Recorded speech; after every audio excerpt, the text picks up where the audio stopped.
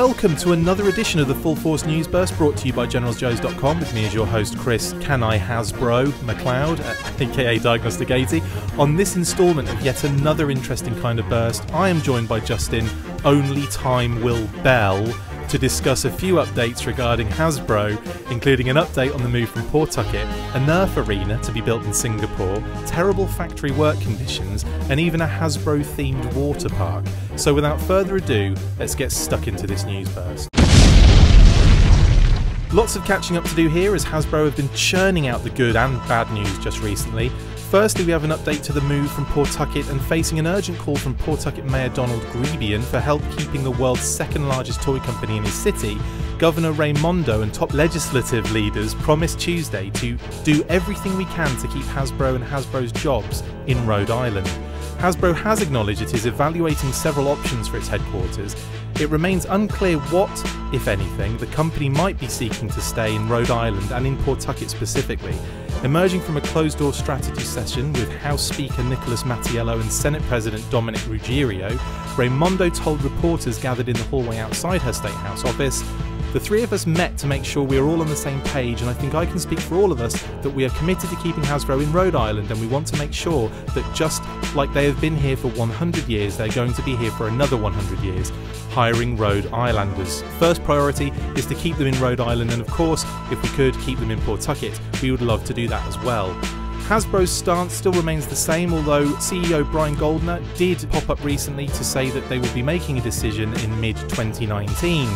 So Justin, can I get your thoughts on whether you think Hasbro will be in Pawtucket or not come next year? Do you think they will come to an agreement to stay? I think that would be, at this point, it seems dubious. Just my opinion. I mean, I think I would love it if they did, but I don't know. I mean, more and more Hasbro seems to be thinking globally and thinking kind of big picture. All the rumbling and mumbling, I don't know. It seems odd to be talking this much about it if something isn't kind of in the works. But yeah, it's weird to hear Goldner actually specify, might not be in Rhode Island at all, because, we thought the move was just from Pawtucket to Providence, but it sounds like perhaps they're thinking even larger scale than that. It seems like we've got three things going on, doesn't it? It seems like the Pawtucket thing is a possibility. They could move out of there and go to Providence. Yeah. There's an added element to that they might be renovating a new property in Providence to move everything there.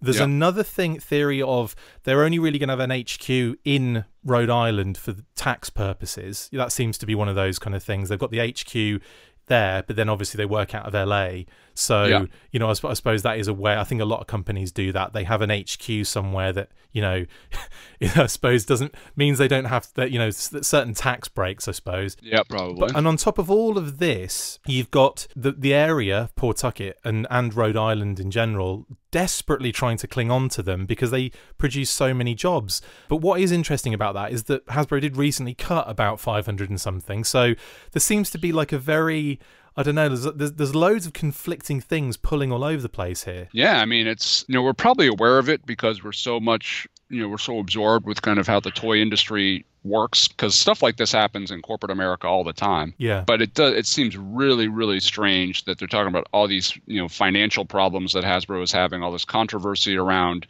shareholders and possible lawsuits and SEC filings and things like that. Meanwhile, they're talking about spending millions of dollars on, either overhauling a building in Providence or moving out of the state entirely. It's not real pleasant to think about that, they've got to put 500 people out of work so they can afford a couple, $1 billion on creating new property space for the rest of them. But, that is the way corporate business works these days, unfortunately. Yeah. And, it doesn't necessarily surprise me. But yeah, it's really bizarre. I don't know exactly what's going on. I think Hasbro is kind of, to be honest, is struggling to find its own identity a little bit, as much as we're all wondering what they're becoming. I think they're kind of wondering what they're becoming as well. Yeah. I mean, from a personal point of view, I feel like Hasbro, they have definitely made their mind up.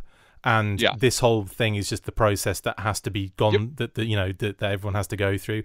I don't know exactly what's going to happen, but I would be, if I was a betting man, I would say they were going to minimize their footprint in Rhode Island, but keep the HQ and start moving things, generally in that kind of West Coast direction.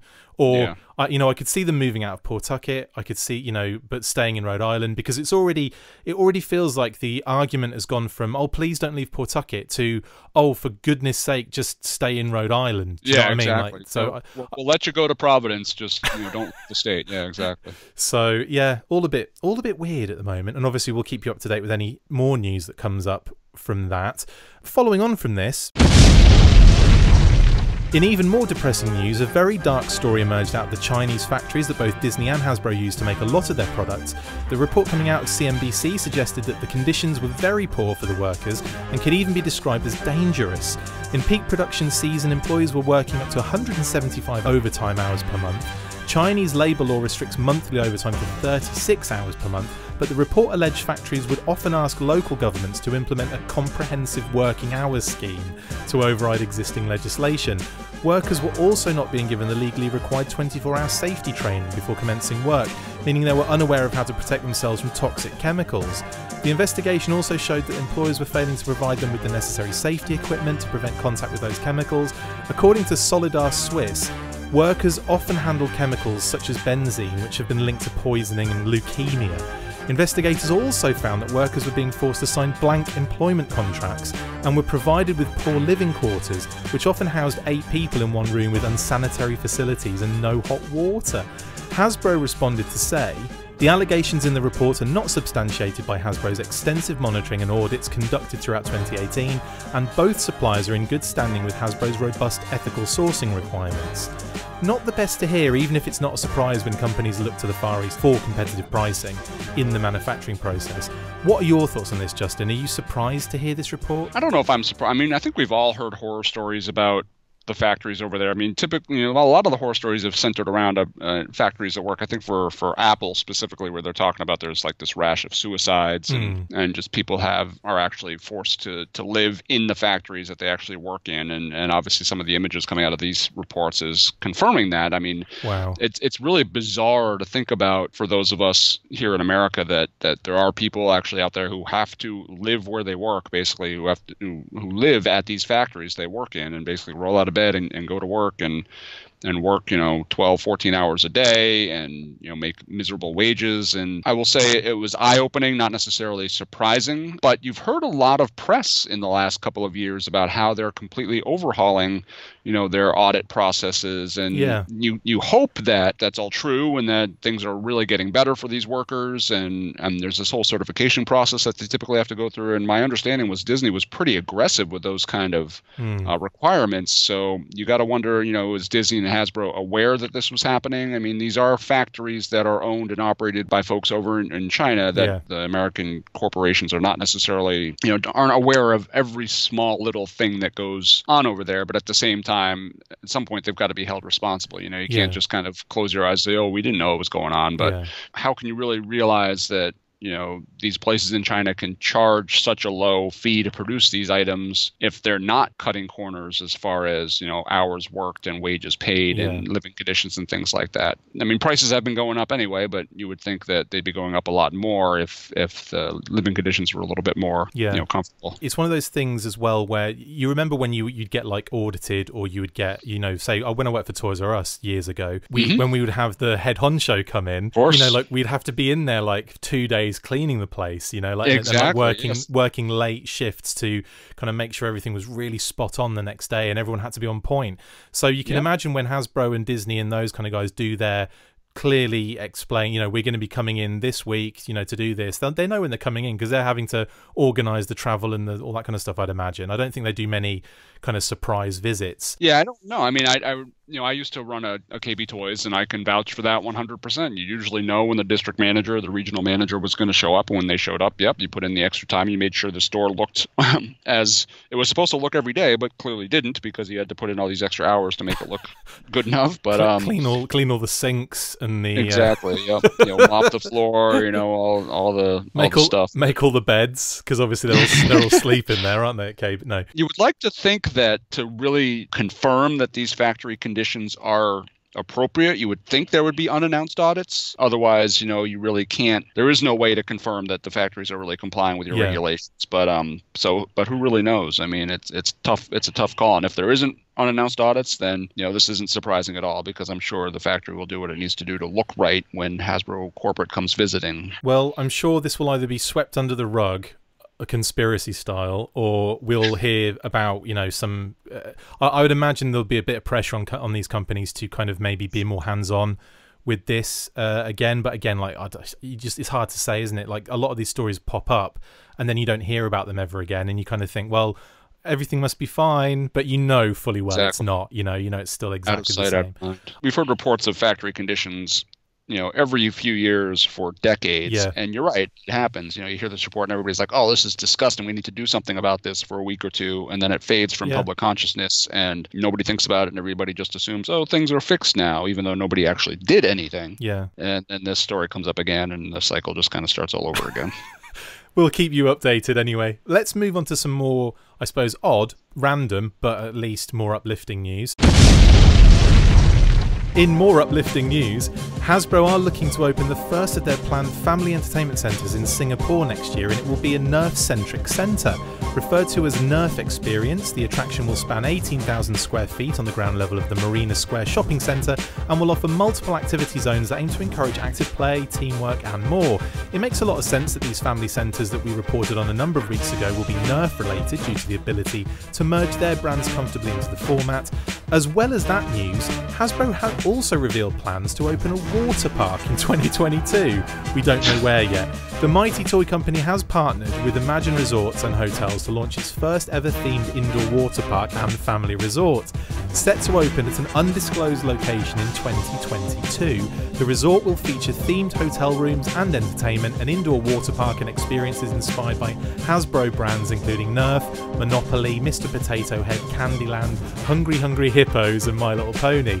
Imagine will build and operate it. So, Justin, firstly, what do you think about Nerf being the main element here in the entertainment centres? We did both agree it would probably have something like this involved, but now we can confirm that Nerf is the theme. Yeah, I think that makes a lot of sense. I mean, there's a lot of fun that can be had with Nerf and all that stuff. It's it really does, and it can be pretty universal. You can have a G.I. Joe Nerf, kind of shooting range, or even a Transformers Nerf area, or what have you. But so yeah, I think that's kind of one of the more ubiquitous brands that they can cross over with a bunch of other different properties. So I think that definitely makes sense. Plus, it's like very physical activity as well, isn't it? Which is kind of what you need in an entertainment centre. Yeah. Also, I suppose the fact that when we spoke ages ago, when we were talking about the Toys R Us kind of closure and everything, and we were kind of saying, it would have been great if they'd had Nerf arenas and this, that, and the other. This just seems like one of those things that they've probably heard so many times since Toys R Us closed. Yeah, they're probably thinking, oh, everyone wants it, and then what will happen? They'll build them all and no one will go in. No one will go. Yeah, exactly. Well, I'm just glad, I'm thrilled that, these 500 people that are out of work during Christmas, at least we're getting a Hungry Hungry Hippos water park. That's all I can say. I don't know why I laughed so hard at that. Do you think HasCon was a testing ground for that? Oh, I'm sure. Yeah, I'm betting that was kind of a proof of concept sort of thing to see how they could leverage some of their brands to do more interactive kind of physical activities. Yeah. And judging by, attendance at each of those places throughout the weekend, it was pretty successful. Big time. I mean, that was definitely the place to be. There's a different mentality, though, between spending, $20 a ticket or how it was more than $20. It was spending money on a ticket to go to this thing and being able to do all this stuff for fun for free for a day, and like spending specific money to go to a Nerf theme park, I think is kind of a different mentality entirely. So we'll see how successful it is. But I'll be really interested to see what they do with it, and I'm hoping it's maybe Nerf centric, but I think around there should be loads of stuff going on as well. And that to me sounds like a lot of money if they're going to be making multiple of these. But anyway, the first one in Singapore, which is interesting. What are your thoughts on the water park? I mean, are they taking heavily from the Disney model here? Is it a good idea? I mean, yeah, it's. I think it'll be fun, depending on where they do it. I mean, but yeah, I think there's some fun to be had at water parks. I know my kids love going to water parks. I don't know if they really care whether it's a Hungry Hungry Hippos water park versus any kind of other water park, but Q-Force. But yeah, yeah, there you go. Q-Force. That's what they need to do. Killer whales. Yeah, that'd be brilliant. Yeah, sea lion kind of roller coaster kind of thing. You jump in the sea lion and you just go. Yeah, that'd be awesome. That would be awesome, especially if you like the little side things separate off and you hoss off on two little separate little engine things. That'd be brilliant. Yep. Yeah. Okay. So of course you can't put a Q-Force water park in Great Britain because it just rains and is cold there all the time. It would have to be like indoors, an indoor water park. Well, an odd decision and something that definitely took me by surprise. But I'm looking forward to hearing more about this. Yeah. And obviously, there was no mention of G.I. Joe in there for, I suppose, very obvious reasons. But you never know. And obviously, when the film's going, they'll obviously want to advertise it. So maybe there'll be things that happen in those, Nerf arenas and I mean, if they're getting serious about kind of becoming an entertainment company, I think it makes sense to have these sort of tentpole type of destinations that they can slap branding on at a moment's notice when they've got new movies coming out and drive people to them. Because I could see, if they, and I know we were kind of wondering because I don't think Transformers is actually part of this whole project. No. But in the case when, if it were part of this project, with the Bumblebee movies released, they could take one of their existing rides and kind of make it a Bumblebee movie ride pretty easily and end up drawing people to it. But yeah, well, anyway, so lots of random things happening around Hasbro. Not all good, not all bad, but I wouldn't say it's leveled out, but there's a lot of interesting stuff happening. Again, we'll try and keep up to date with it. I'm currently in the United Kingdom at the moment, so time difference is an issue, and trying to get hold of people to do stuff is very, very difficult. So we're trying to get these out in good time, but as you can imagine, it's very difficult over the Christmas period in general. I just feel like all my time is taken up with eating and and eating. Happy Christmas to everyone that's listening. Happy holidays. That's it for this instalment of the Full Force News Burst. Thank you to my wonderful co-host Justin Bell. See you very soon, I should imagine, and as always, full force. Make sure you get involved with the discussion by liking, sharing and commenting on these videos, and as always you can keep up with the show after listening by following on Twitter @TheFullForce, liking the Facebook page facebook.com/TheFullForce, and if you would like to contact the show you can message us on either of these platforms with feedback, questions or to say, who do you think you are? A serious operation now? No, not even close. Look out for more of these news bursts that we are posting on the Facebook page from now on. Full Force.